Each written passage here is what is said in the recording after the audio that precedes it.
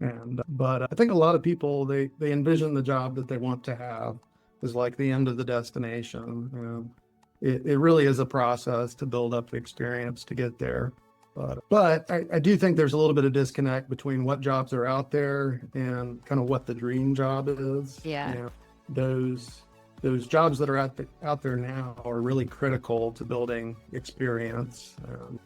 I'm a graduate. I did my PhD at SUNY ESF, studying wetlands. I'm fortunate enough to get to go back there pretty much every spring and give a guest lecture.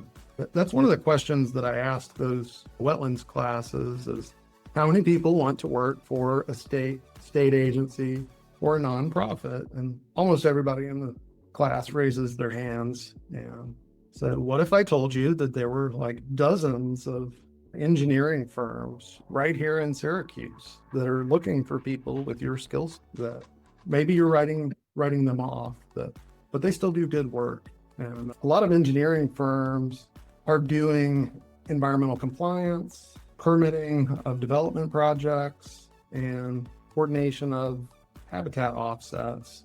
And that is a tremendously large business in the U.S. I mean, it's billions of dollars every year. And I can tell you that those companies, they have a lot of churn. There's a lot of turnover, but a lot of opportunity, and they're always looking for people. And really, the renewables sector in the U.S. is growing at a pretty massive clip, and that has a really high degree of environmental compliance associated with it. It's not just the footprint of the facilities, where those go on the landscape, and making sure that they're in a place that they're developing responsibly, but it's also transmission of the energy and permitting those transmission lines. But there's tons of opportunities if you're willing to go into that realm.